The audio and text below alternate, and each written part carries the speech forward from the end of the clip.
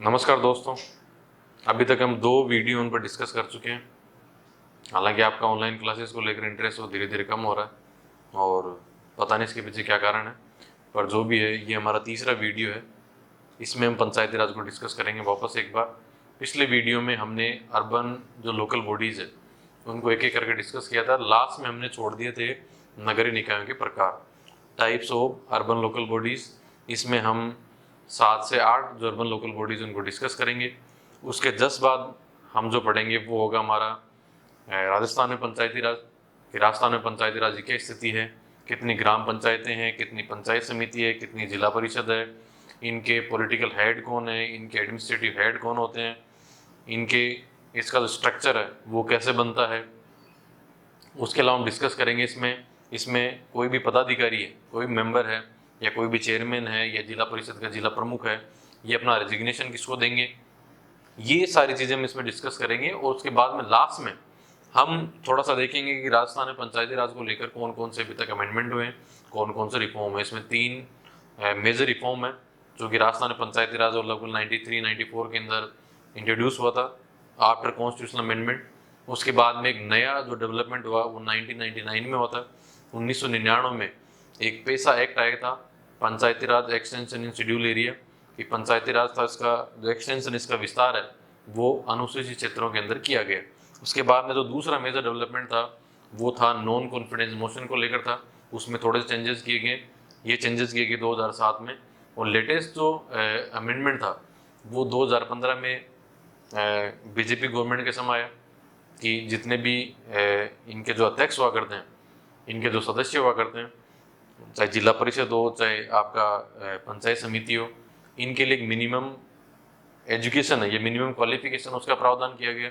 हालांकि 2019 में कांग्रेस सरकार ने आने के बाद में मिनिमम क्वालिफिकेशन का जो प्रावधान था इसको वापस अमेंडमेंट के बाद में चेंज कर दिया। अभी वर्तमान में किसी प्रकार के कोई भी मिनिमम क्वालिफिकेशन की आवश्यकता नहीं है। तो हम इस टॉपिक को स्टार्ट करते हैं। तो सबसे पहले हमारे नगरीय निकाय के प्रकार। नगर निकाय के प्रकार में सबसे पहला जो प्रकार है वो नगर निगम है, म्यूनिसिपल कॉरपोरेशन है। हालांकि इस पर हम डिस्कस कर चुके हैं पहले भी। नगर निगम है वो अर्बन लोकल बॉडीज की सुप्रीम बॉडी है। इसके 3 प्रकार होते हैं, पहले डिस्कस कर चुके थे कि अर्बन लोकल बॉडीज के 3 प्रकार होते हैं, नगर पालिका, नगर परिषद और नगर निगम। तो इसका जो सुप्रीम बॉडी है, एक तरह से अर्बन लोकल बॉडीज की सुप्रीम बॉडी 3 टियर सिस्टम में वो म्यूनिसिपल कॉरपोरेशन है, वो नगर निगम है। अभी नगर निगम है क्या? तो नगर निगम है, इसका गठन हर राज्य सरकार अपने हिसाब से करती है। जैसे राजस्थान में लगभग 5 लाख से अधिक जिस भी जिले की पॉपुलेशन है उस जिले के हेडक्वार्टर की, वहां पर हमने नगर निगम बना रखी है। तो राजस्थान में 7 संभाग है, 7 डिवीजन है, 7 डिवीजन में हमने 7 नगर निगम वो बना रखी है।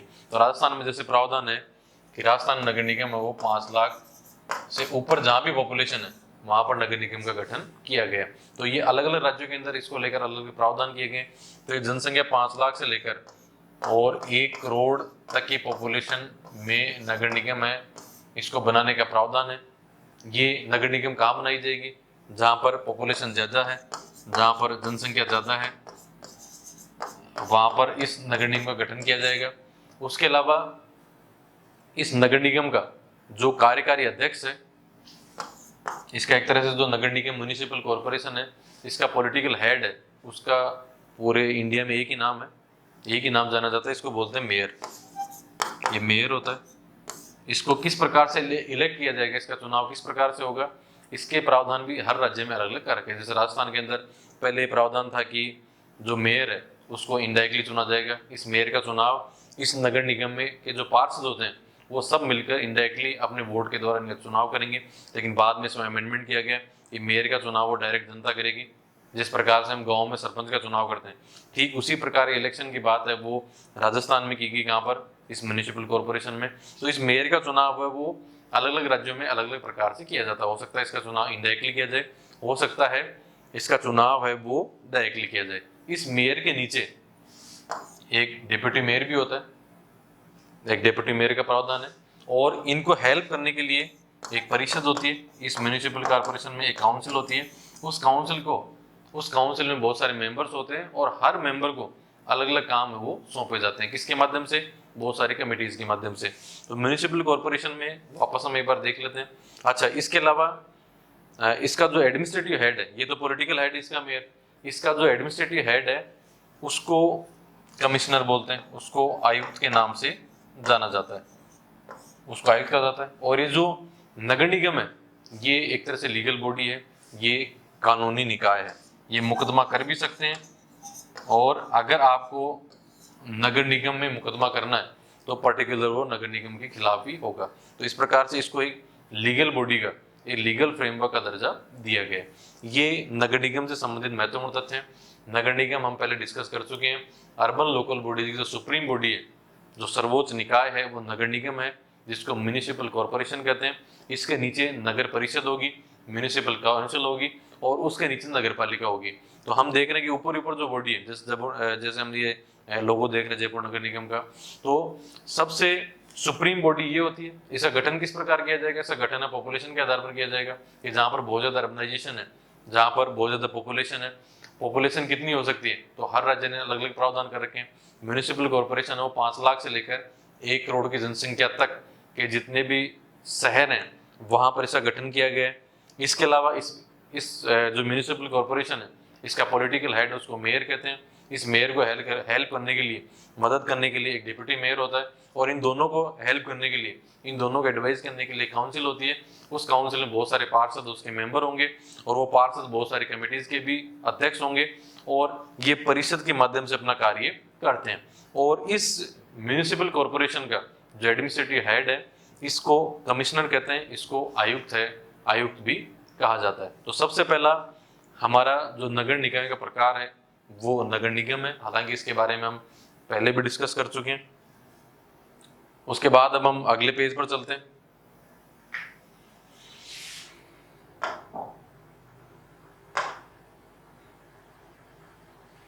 अगला जो पेज है उस पर हम चलते हैं। अगले पेज पर है हमारा दूसरा प्रकार।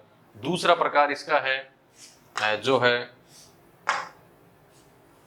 नगर परिषद और नगर पालिका। इसका दूसरा टाइप है। ये हमने पहले भी डिस्कस किया था कि इसके 3 टियर सिस्टम है, अर्बन लोकल बॉडीज के त्रिस्तरीय संरचना में 2 जो प्रकार हैं, पहला प्रकार हम म्यूनिसिपल कॉर्पोरेशन पढ़ चुके, 2 प्रकार इसके बचे भी है, नगर परिषद और नगर पालिका। नगर परिषद कहाँ पर किया जाएगा? नगर परिषद है वो एक तरह से मध्यवर्ती स्तर है, ये मिडिल लेवल पर होता है। इन दोनों का गठन ही पॉपुलेशन के आधार पर किया जाता है। ऐसे हमने उस समय डिस्कस किया था, ऐसे कस्बे जो कि गांवों से शहरों की ओर बढ़ रहे हैं, जहां पर पॉपुलेशन धीरे धीरे बढ़ रही है, वहां पर इन नगर पालिकाओं और नगर परिषद का गठन किया जाता है। इन दोनों का ही कार्यकाल है। अच्छा, इससे पहले हम देख लेते हैं इनका जो पॉलिटिकल हेड है, इसको कहते हैं सभापति, इसको सभापति भी कहते हैं, और इनको अध्यक्ष भी कहा जाता है। सभापति या अध्यक्ष कहा जाता है इनको। यहाँ पर भी बहुत सारे प्रशासनिक अधिकारी कार्य करते हैं। तो यहाँ का जो प्रशासनिक अधिकारी होता है नगर पालिका या फिर नगर परिषद का, इसको कई जगह कमिश्नर भी कहते हैं। नगर परिषद का जो एडमिनिस्ट्रेटिव हेड है इसको कई जगह कमिश्नर कहते हैं, और नगर पालिकाओं का जो हेड है इसको कहा जाता है ईओ। इसको कहा जाता है ईओ, एग्जीक्यूटिव ऑफिसर, अधिशासी अधिकारी। ये इसका एडमिनिस्ट्रेटिव हेड होगा। इनका जो कार्यकाल है वो भी 5 साल होगा, इस नगर पालिका और नगर परिषद का। ये हम पहले डिस्कस कर चुके हैं। इनका जो टर्म है वो 5 ईयर होगा, 5 साल होगा। और ये आयुक्त, ईओ या फिर सभापति अध्यक्ष, ये सभी, यह सभापति अध्यक्ष है, ये अपना कार्य जिस प्रकार से हमने देखा था म्यूनिसिपल जो कॉर्पोरेशन है, म्यूनिसिपल कॉर्पोरेशन अपने कार्य, ये म्यूनिसिपल कॉर्पोरेशन के जो पॉलिटिकल हेड है, चाहे वो मेयर हो चाहे वो डिप्टी मेयर हो, ये दोनों ही इस काउंसिल की सहायता से, इस काउंसिल के एडवाइस से कार्य करते हैं। ठीक उसी प्रकार से ये म्यूनिसिपल काउंसिल या फिर नगर परिषद भी, नगर परिषद के जो पॉलिटिकल हेड है, चाहे सभापति हो चाहे अध्यक्ष हो, ये दोनों भी इसी परिषद के, इसी काउंसिल की सहायता से कार्य करते हैं। तो ये इसका दूसरा प्रकार है जिसका नाम है नगर पालिका है, नगर परिषद। हालांकि इसमें ज्यादा दिमाग लगाना नहीं है हमें, क्योंकि हम इनके बारे में पहले भी डिस्कस कर चुके हैं। उसके बाद इसका जो तीसरा प्रकार है वो है हमारा छावनी मंडल, इसको बोलते हैं कैंटोनमेंट बोर्ड।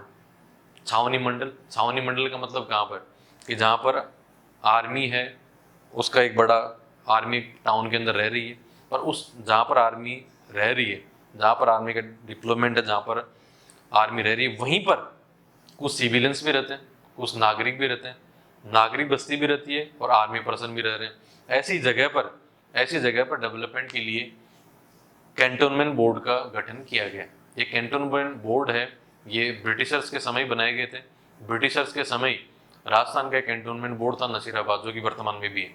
तो ये बेसिक जो इम्यूनिटीज है, आर्मी एरिया में रहने वाले जो सिविलियंस है या आर्मी पर्सन्स है, उनको बेसिक इम्यूनिटीज, उनको एक तरह से बेसिक नीड्स अवेल करवाने के लिए, बेसिक एमिनिटीज अवेल करवाने के लिए इन कैंटोनमेंट बोर्ड का गठन ब्रिटिशर्स ने किया था। और ये पहली बार जो गठन है वो 1924 में किया था, जिसको बोलते हैं इंडियन कैंटोनमेंट बोर्ड एक्ट 1924। तो इसका गठन पहली बार 1924 में किया गया। हालांकि भारत में अभी वर्तमान में जो कैंटोनमेंट बोर्ड कार्य कर रहे हैं, जो छावनी मंडल कार्य कर रहे हैं, ये 2006 में वापस एक एक्ट बनाया गया। हालांकि 2006 तक भारत में जितने भी कैंटोनमेंट बोर्ड थे वो 1924 के एक्ट के तहत कार्य कर रहे थे, लेकिन अब वर्तमान में जो कैंटोनमेंट बोर्ड है वो 2006 का जो इंडियन कैंटोनमेंट एक्ट है उसके तहत ये कार्य कर रहे हैं। अच्छा, ये कैंटोनमेंट बोर्ड है, इसका अध्यक्ष हमेशा सीईओ होगा, कमांडिंग ऑफिसर होगा। जिस भी आर्मी एरिया कैंटोनमेंट होगा, उस आर्मी एरिया का जो सीईओ है, कमांडिंग ऑफिसर है, वो इसका एक तरह से अध्यक्ष होगा। इसमें 2 प्रकार के सदस्य होंगे, कुछ सदस्य हैं वो मनोनीत होंगे, नॉमिनेटेड होंगे, और कुछ सदस्य हैं वो निर्वाचित होंगे, इलेक्टेड होंगे। इलेक्टेड कौन करेंगे, इलेक्शन कौन करेगा इनका, सिविलियंस करेंगे। ये इलेक्टेड जो पर्सन है, इनका जो कार्यकाल है वो हमेशा 3 वर्ष होगा। 3 वर्ष से ज्यादा इनका कार्यकाल नहीं होगा। 3 वर्ष के बाद में वापस इलेक्शन होगा, और इलेक्शन के बाद में नए इलेक्टेड मेंबर है वो चुने जाएंगे। और ये कैंटोनमेंट बोर्ड है, ये सीधे भारत सरकार की, गवर्नमेंट ऑफ इंडिया की डिफेंस मिनिस्ट्री, रक्षा मंत्रालय के अंडर में कार्य करते हैं। ये आपको ध्यान रखना है, कई बार प्रीलिम्स एग्जाम के अंदर पूछ लेते हैं।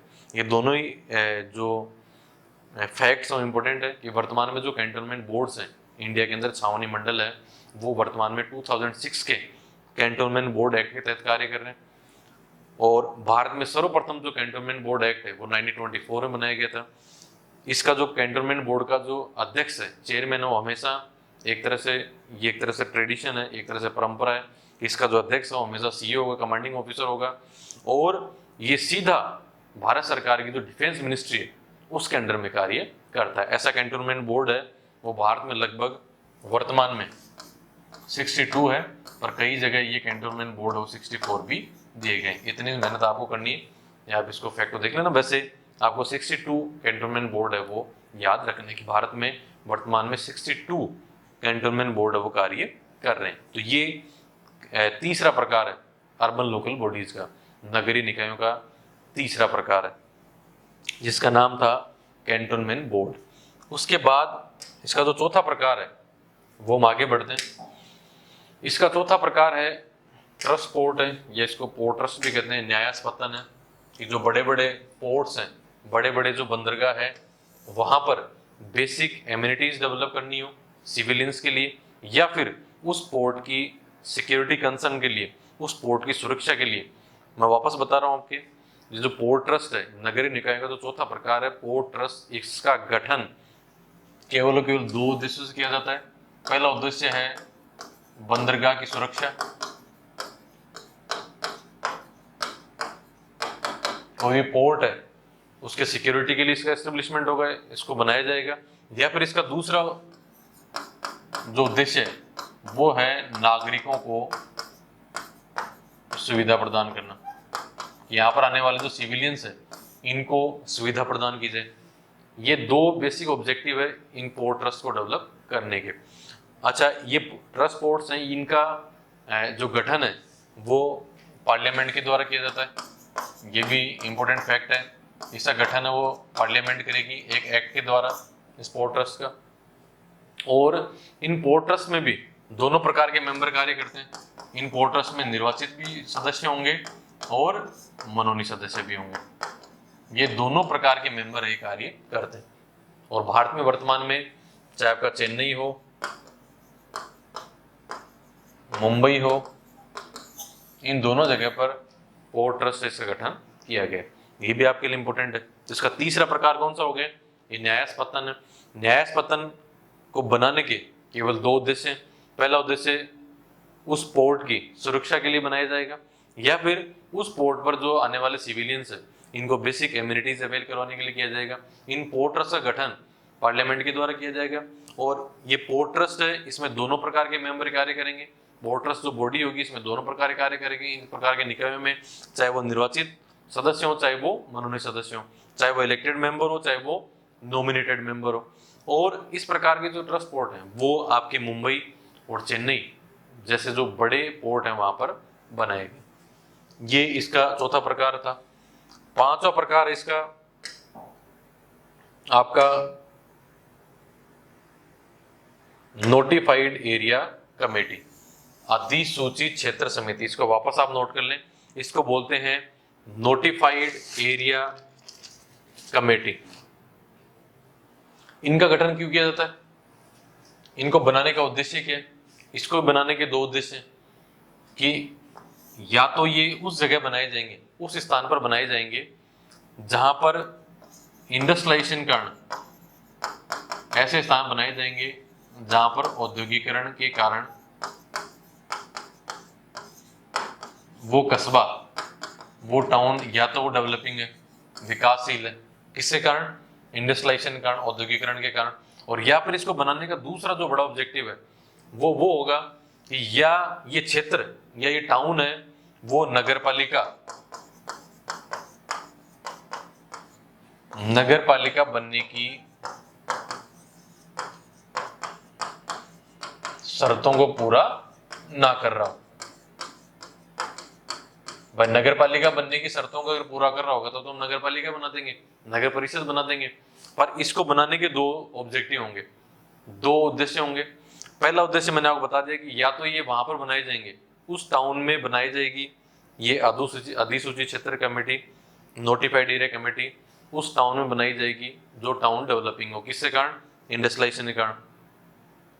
दूसरा, ये टाउन या प्लेस बेसिकली नगरपालिका बनने की जो कंडीशंस है, नगरपालिका बनने की जो शर्तें हैं उनको पूरा नहीं कर रहा होगा, इसलिए यहां पर इस नोटिफाइड एरिया कमेटी को बनाया जाएगा। ये नोटिफाइड एरिया कमेटी के जब बनाई जाएगी तो इसको गवर्नमेंट के गजट में, इसको गवर्नमेंट का राजपत्र बोलते हैं, इसका प्रकाशन है, इसको पब्लिश किया जाएगा गवर्नमेंट के गजट में। इसलिए इसको नोटिफाइड एरिया या अधिसूचित क्षेत्र समिति कहते हैं। ये नोटिफाइड इसको इसलिए कहते हैं क्योंकि जब भी ये कमेटी बनाई जाएगी इसका जो प्रकाशन है, इसका जो पब्लिश है, इसको पब्लिश किया जाएगा, इस गठन को गजट में राजपत्र में प्रकाशित किया जाएगा, इसलिए इसको नोटिफाइड एरिया कमेटी कहा जाता है। और एक इसमें बड़ी बात यह है कि इस कमेटी के अंदर किसी प्रकार का कोई भी निर्वाचित सदस्य नहीं होगा, इसमें किसी प्रकार कोई इलेक्टेड मेंबर नहीं होगा, इसमें सभी मेंबर है वो नॉमिनेटेड होंगे, इसमें सभी सदस्य मनोनीत होंगे, नॉमिनेटेड होंगे, किसके द्वारा? सरकार के द्वारा। ये इसमें याद रखने वाली बात है। ये पांचवा प्रकार है notified area committee. Notified area committee बनाने के वापस आपको ऑब्जेक्टिव बताता हूँ। या तो ये उस टाउन में बनाई जाएगी जो टाउन इंडस्ट्रियलाइजेशन का डेवलपिंग है, पहला उद्देश्य, या फिर वो टाउन है वो नगरपालिका बनने की शर्तों को पूरा नहीं कर रहा है। इसको लेकर नोटिफाइड एरिया कमेटी का गठन किया जाएगा। नोटिफाइड क्यों कहते हैं इसको? ये नोटिफाइड वर्ड इसके साथ क्यों जोड़ा गया? क्योंकि जब भी इस कमेटी को बनाया जाएगा इसका पब्लिकेशन है, इसको पब्लिश किया जाएगा, किसमें? गजट में पब्लिश किया जाएगा। इसमें होने वाले सभी मेंबर्स इलेक्टेड नहीं होंगे, इसमें होने वाले सभी मेंबर्स नॉमिनेटेड होंगे, किसके द्वारा? सरकार के द्वारा। ये है आपकी नोटिफाइड एरिया कमेटी। उसके बाद हम अगले इसके प्रकार पर चलते हैं। इसका अगला प्रकार है एकल उद्देश्य अभिकरण। इसके नाम से पता लग रहा है ये सिंगल पर्पज एजेंसी, इसका नाम है सिंगल पर्पज एजेंसी, इसको स्पेशल पर्पज एजेंसी भी कहते हैं, इसको एकल उद्देश्य अभिकरण या फिर इसको विशेष उद्देश्य अभिकरण भी कहा जाता है। कि सरकार को कई बार किसी विशेष उद्देश्य को पूरा करने के लिए इस प्रकार की एजेंसी का गठन करना पड़ता है। कि जैसे मान लो जयपुर या जोधपुर में अर्बनाइजेशन को बढ़ते हुए अर्बनाइजेशन को देखते हुए, बढ़ते हुए शहरीकरण को देखते हुए यहाँ पर एक स्पेशल एजेंसी बनानी पड़ी, जिसका नाम था, जयपुर में था जयपुर डेवलपमेंट अथॉरिटी और जोधपुर में भी जोधपुर डेवलपमेंट अथॉरिटी। ये दोनों ही जो अथॉरिटी है ये एक स्पेशल पर्पज को लेकर या एक सिंगल पर्पज को लेकर बनाई गई है कि इन दोनों शहरों में, चाहे जयपुर हो चाहे जोधपुर हो, इन दोनों शहरों में धीरे धीरे अर्बनाइजेशन, शहरीकरण वो बढ़ रहा है। शहरीकरण के कारण होने वाली समस्याएं, चाहे वो ट्रांसपोर्टेशन हो, चाहे वो स्लम्स हो, चाहे आपकी रोड डेवलपमेंट्स हो, चाहे बहुत सारे बड़े बड़े प्रोजेक्ट्स हों अर्बनाइजेशन के, ये सभी पर्पज है वो इन सिंगल पर्पज एजेंसी के माध्यम से सरकार है वो अपने पूरे करती है। चाहे वो जेडीए हो, जयपुर डेवलपमेंट अथॉरिटी हो, चाहे वो जोधपुर डेवलपमेंट अथॉरिटी हो। उसके बाद में इसका जो लास्ट जो प्रकार है, अंतिम जो इसका प्रकार है वो है आपका टाउन एरिया कमेटी, कस्बा क्षेत्र समिति। इन कस्बा क्षेत्र समिति का गठन वहां पर किया जाएगा कि ऐसे गांव जो कि कन्वर्ट हो रहे हैं किसमें, सिटी या टाउन में, ऐसे गांव जो कि सिटी या टाउन में डेवलप हो रहे हैं, वहां पर इन टाउन एरिया कमेटी का गठन है वो किया जाता है। और ये टाउन एरिया कमेटी, इनका पूरा कंट्रोल है वो राज्य सरकार का होगा, और राज्य सरकार की बिहाफ पर इन टाउन एरिया कमेटीज में जो कंट्रोल होगा, जो कंट्रोलिंग अथॉरिटी होगा वो स्वयं कलेक्टर होगा। और इन टाउन एरिया कमेटी के अंदर जो मेंबर्स हैं, इन टाउन एरिया कमेटी के अंदर जो सदस्य हैं वो दोनों प्रकार के होंगे, चाहे इलेक्टेड हो और चाहे नॉमिनेटेड हो, मनोनीत सदस्य हो। वापस हम देख लें, टाउन एरिया कमेटी का गठन कहां पर किया जाएगा, ऐसी जगह पर या ऐसे स्थान पर किया जाएगा जो कि धीरे धीरे कन्वर्ट हो रहे हैं सिटी या टाउन में। इसमें पूरा कंट्रोल हमेशा स्टेट गवर्नमेंट का होगा। स्टेट गवर्नमेंट की तरफ से भी यहाँ पर पूरा जो कंट्रोल होगा, कंट्रोलिंग अथॉरिटी होंगे वो होंगे कलेक्टर होंगे यहाँ के। और यहाँ पर जो मेंबर्स होंगे इस टाउन एरिया कमेटी के वो दोनों प्रकार के होंगे, इलेक्टेड भी होंगे और नॉमिनेटेड भी होंगे। तो इस प्रकार से टोटल जो नगरीय निकाय अर्बन लोकल बॉडीज है, इसके टोटल प्रकार हैं 7। ये 7 टाइप्स हैं, 7 टाइप्स, इनको हम एक एक करके डिस्कस कर चुके हैं। सबसे पहले हम वापस रिवाइज कर लेते हैं। सबसे पहले जो पहला प्रकार था वो म्यूनिसिपल कॉरपोरेशन था, नगर निगम था। इसके बारे में डिस्कस किया कि इसका जो कार्यकाल हो 5 साल होता है, इसका एडमिनिस्ट्रेटिव हेड मेयर होता है, मेयर के नीचे डिप्टी मेयर होता है। इन दोनों को असिस्ट करने के लिए, इन दोनों की सहायता के लिए यहाँ पर एक काउंसिल होती है, एक काउंसिल दोनों को असिस्ट करती है। इसी काउंसिल के अंदर या इसी म्यूनिसिपल कॉरपोरेशन के अंदर इसका एक पॉलिटिकल हेड होता है जिसको कमिश्नर कहते हैं। और कमिश्नर आप देखते हो राजस्थान के अंदर जितने भी नगर निगम है उसमें लगभग जो कमिश्नर वो आईएएस अधिकारी है। और ये जो नगर निगम है वो खुद एक लीगल बॉडी होती है, एक कानूनी निकाय होते हैं। ये पहला प्रकार था। उसके बाद में इसका दूसरा प्रकार नगर परिषद, नगर पालिका है। इसके बारे में पहले डिस्कस कर चुके हैं बहुत ज्यादा। तीसरा प्रकार इसका कैंटोनमेंट बोर्ड था। कैंटोनमेंट बोर्ड के बारे में डिस्कस किया था कि ये ब्रिटिशर्स की देन है कैंटोनमेंट बोर्ड्स। कैंटोनमेंट बोर्ड्स कहाँ बनाए जाते हैं, ये कैंटोनमेंट एरिया में बनाए जाते हैं। ये वे कैंटोनमेंट एरिया जहाँ पर आर्मी पर्सन भी रह रहे हैं और इनके साथ साथ वहां पर सिविलियंस की भी बस्ती हैं।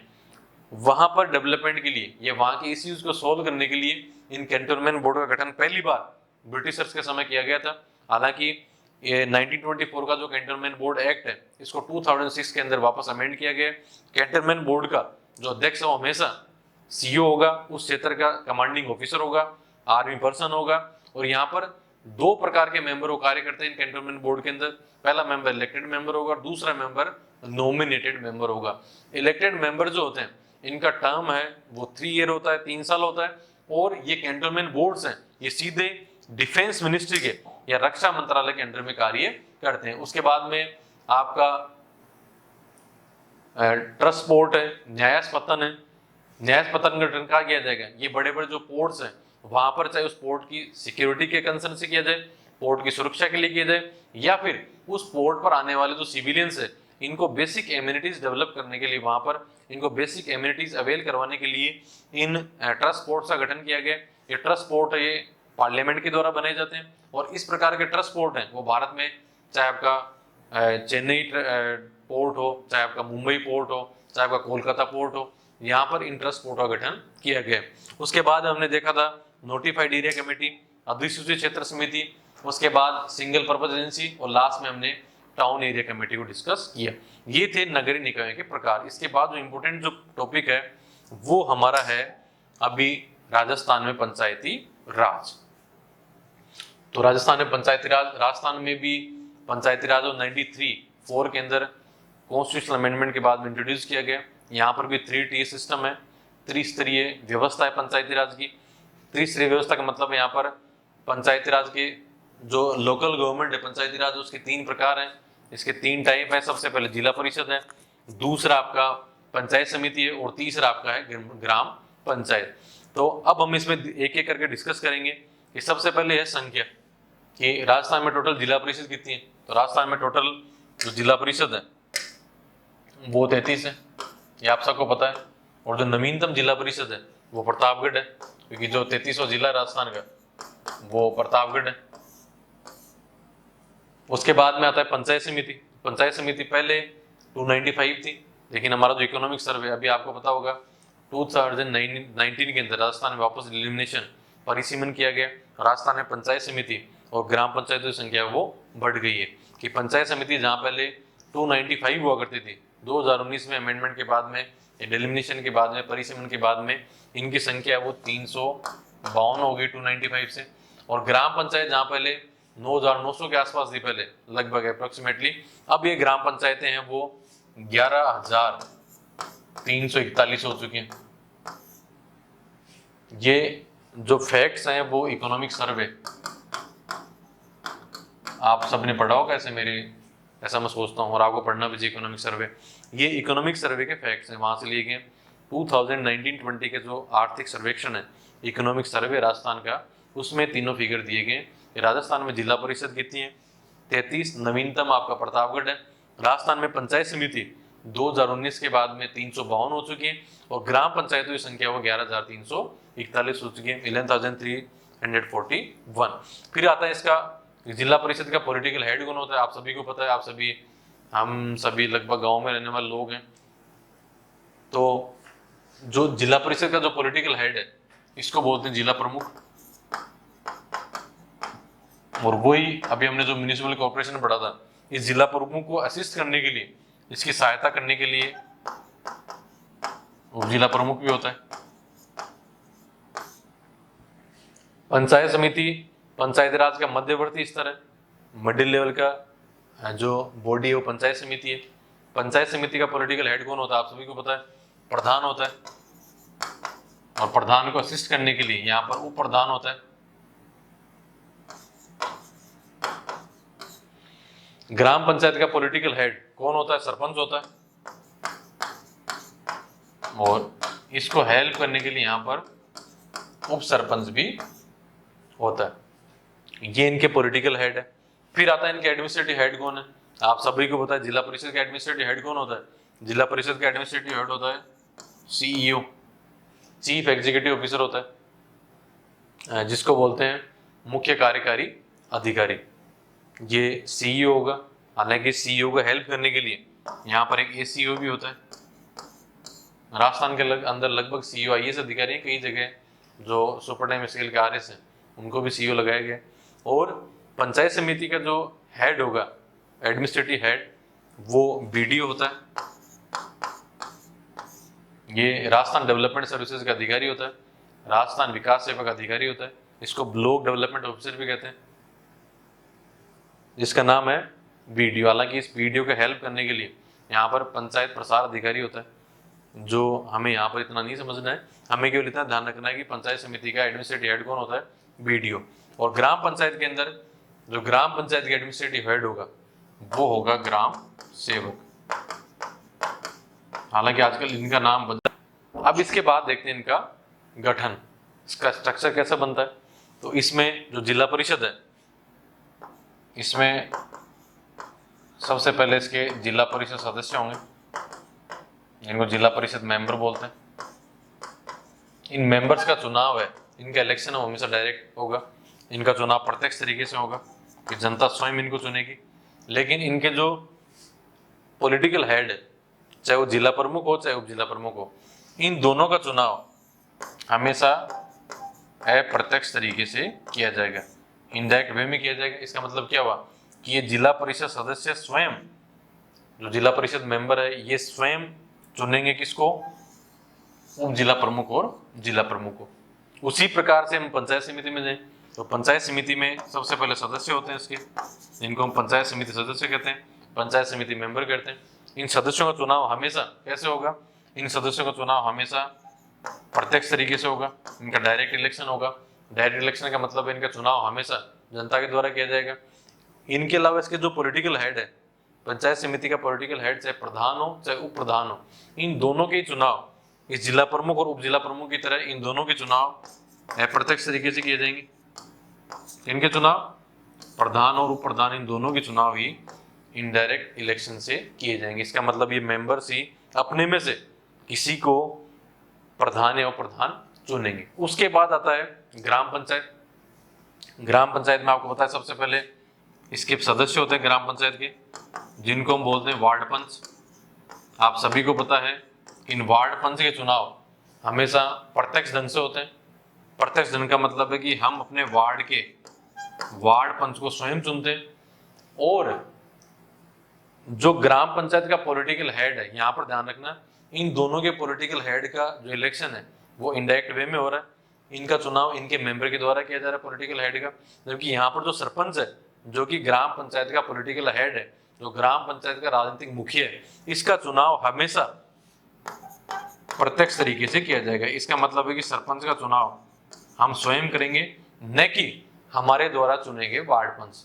लेकिन इसमें जो दूसरा जो पॉलिटिकल हेड है, जिसको हम बोलते हैं उप सरपंच, इस उप सरपंच का चुनाव इन वार्ड पंचों में से ही किया जाता है। इसका मतलब उप सरपंच का चुनाव डायरेक्ट जनता के द्वारा नहीं किया जाकर इन वार्ड पंचों के द्वारा किया जाता है। ये ध्यान रखने वाली बात है। उसके बाद आता है त्याग पत्र, कि मान लो इन पदाधिकारियों में से किसी को भी त्याग पत्र देना हो, किसी को भी अपना रेजिग्नेशन देना हो, तो वो रेजिग्नेशन कौन किसको देगा, ये ध्यान रखने वाली बात है। तो इसमें ध्यान रखने वाली बात केवल इतना ही है कि जिला प्रमुख है,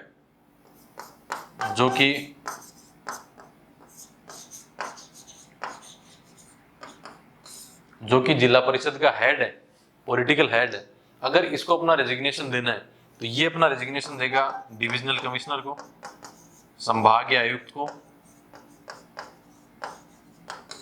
और जिला परिषद के चाहे उप जिला प्रमुख हो या फिर इस जिला परिषद के सदस्यों, इन दोनों को यदि रेजिग्नेशन देना है तो ये दोनों रेजिग्नेशन दे सकते हैं किसको, जिला प्रमुख को। ये वापस देख लिया कि अगर जिला परिषद के पॉलिटिकल हेड जिला प्रमुख को अपना रेजिग्नेशन देना है तो अपना रेजिग्नेशन देगा किसको, डिविजनल कमिश्नर को, संभागीय आयुक्त को। और यदि उस जिला परिषद के उप जिला प्रमुख या उस जिला परिषद के सदस्यों को, मेंबर्स को अपना रेजिग्नेशन देना है तो अपना रेजिग्नेशन जिला प्रमुख को दे सकते हैं। पंचायत समिति का अगर हम देखें तो पंचायत समिति के चाहे प्रधान हो, उप प्रधान हो,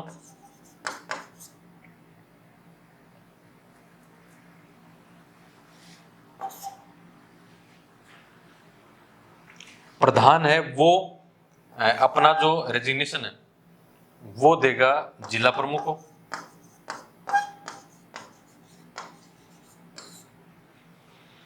और उप प्रधान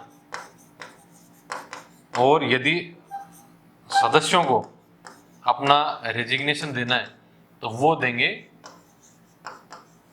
प्रधान को।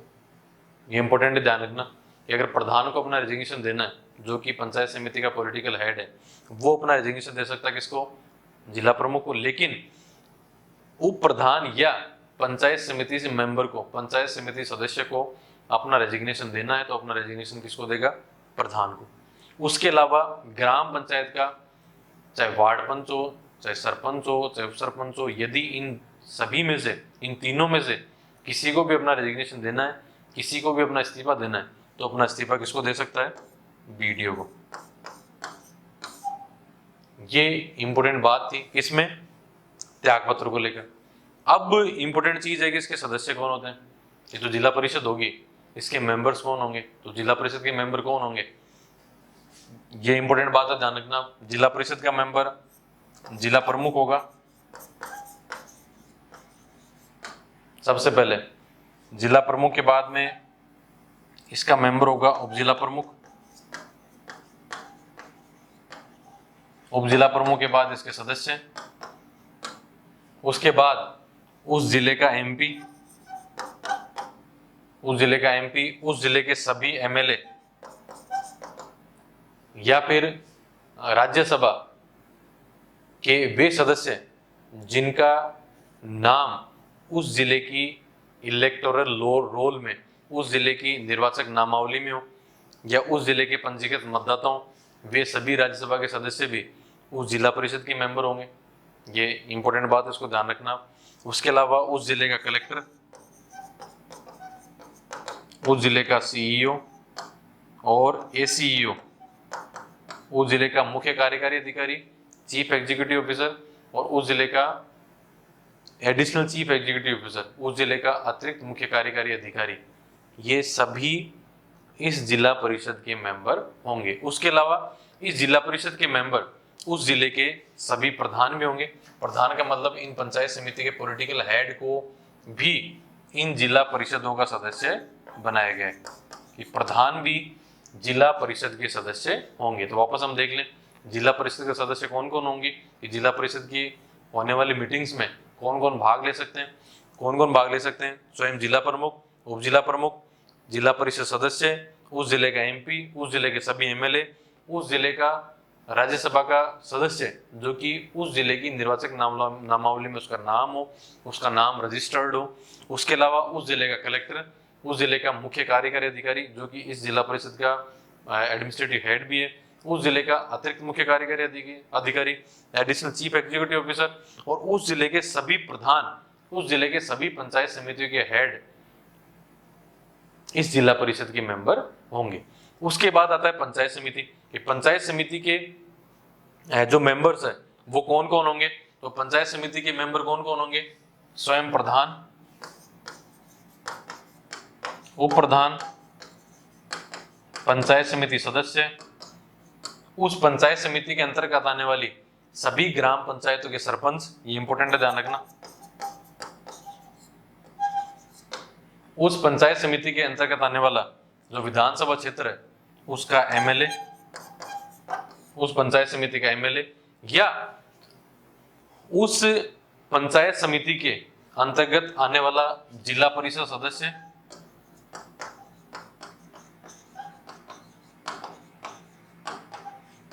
और बीडीओ, ब्लॉक डेवलपमेंट ऑफिसर, ये सभी पंचायत समिति के सदस्य होते हैं। वापस बता दूं आपको, आप लिख लेना, हालांकि ये आप सबको समझ में आ रहा होगा, मुझे ऐसा पूरा विश्वास है।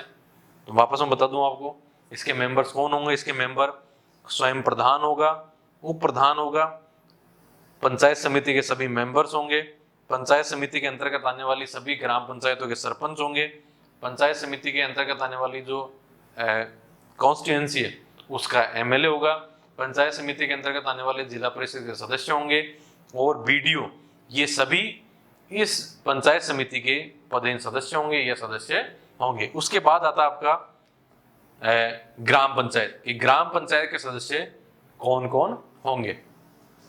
तो ग्राम पंचायत के सदस्य आपका सरपंच होगा, उप सरपंच होगा, और इनके अलावा आपका उस क्षेत्र का एमएलए होगा और ग्राम सेवक। ये सभी इस ग्राम पंचायत के सदस्य होते हैं। इसका मतलब ये सभी ग्राम पंचायत की होने वाली मीटिंग में, या ये सभी पंचायत समिति की होने वाली मीटिंग में, या ये सभी जिला परिषद की होने वाली मीटिंग में भाग ले सकते हैं। ये एक तरह से एक लेआउट है इसका, राजस्थान के अंदर जिला परिषद, पंचायत समिति और ग्राम पंचायत का।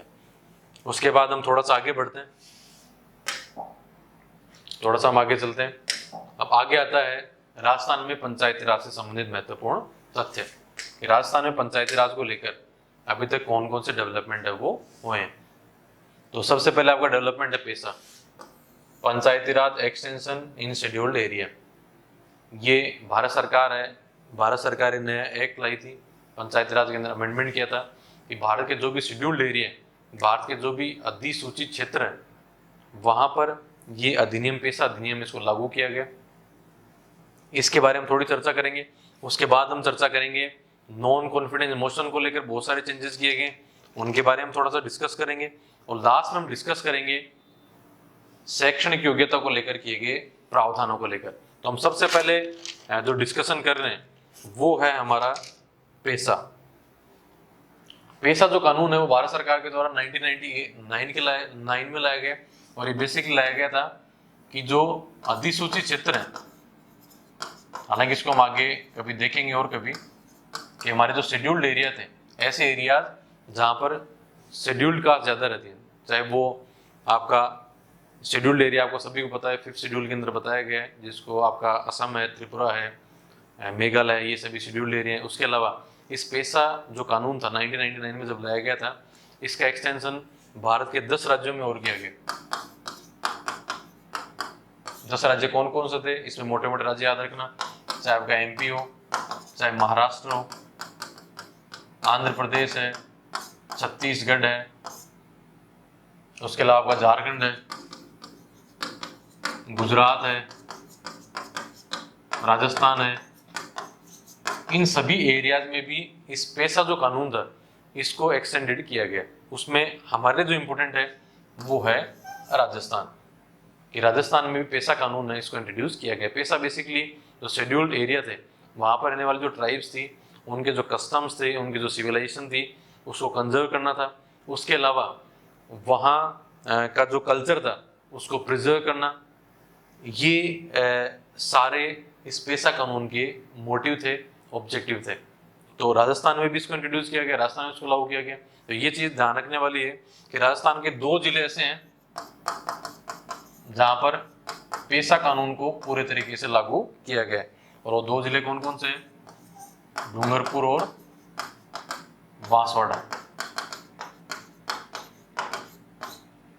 और कुछ जिले ऐसे हैं जहां पर इसको सीमित क्षेत्रों में लागू किया गया, लिमिटेड एरियाज के अंदर लागू किया गया। तो वो जिले कौन कौन से हैं? चाहे आपका प्रतापगढ़ हो,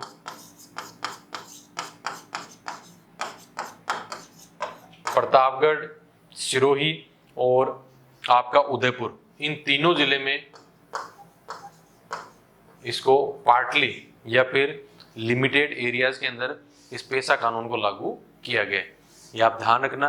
राजस्थान के अंदर पेशा ऐसे कौन से 2 जिले हैं जिनमें पूरी तरीके से लागू किया गया? तो वो डूंगरपुर और बांसवाड़ा है। पार्टली या लिमिटेड एरियाज के अंदर कहाँ का लागू किया गया?